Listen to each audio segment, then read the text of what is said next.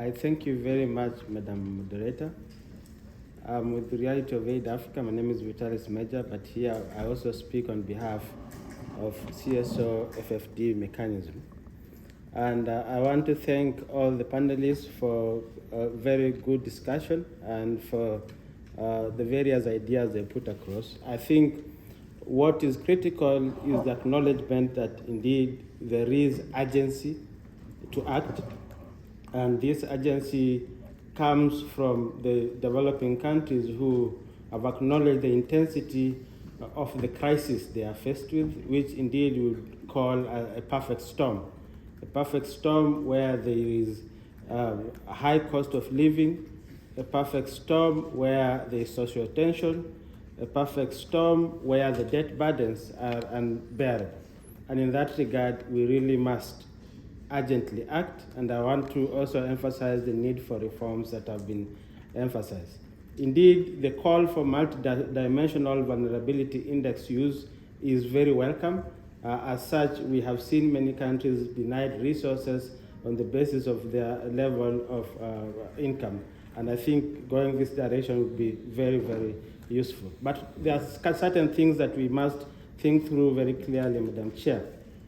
First is the notion of global public goods. I think the delegate from Malawi has made it clear that development challenge is at the national level, and that is where the rubber meets the road.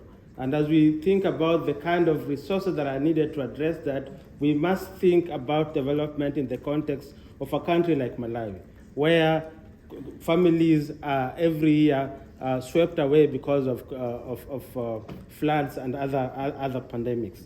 I think what is important also that we really need to be concerned about is the issue of increasing ODA, that even though we are saying they are going up, actually in terms of development expenditure, they are going low. When developing countries are saying that they need more resources for development, donors are reducing their expenditure on development, vis-a-vis, especially when compared to humanitarian expenditure.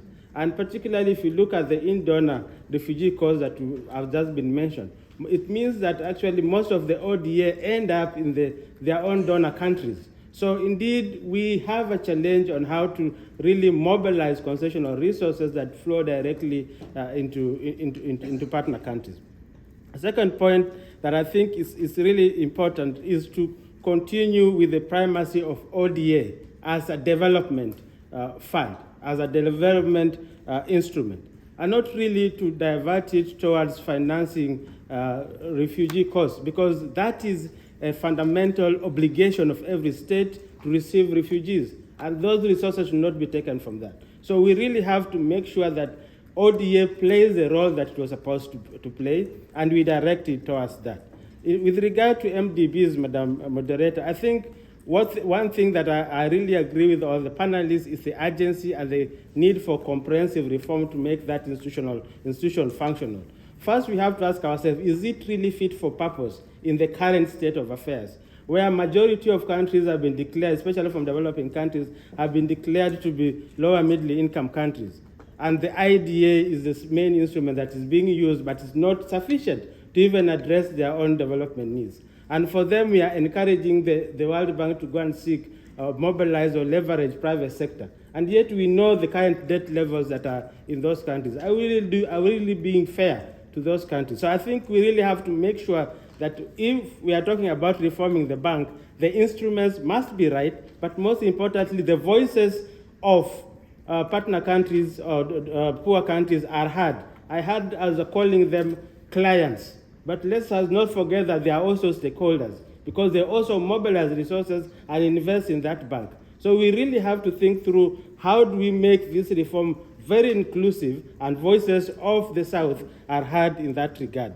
Lastly, Madam Moderator, I think it is very important that the issue of development effectiveness is featured, and I think Malawi made it very clear that the transaction cost is increasingly getting high at the national level when it comes to the use of ODA. And I think in this regard, using the development effectiveness principle, particularly the issue of democratic ownership, where we give policy space and leadership for governments to determine the direction of their own development, and where citizens are given sufficient space to also engage in formulating their own development agenda. I think that is going to be very critical.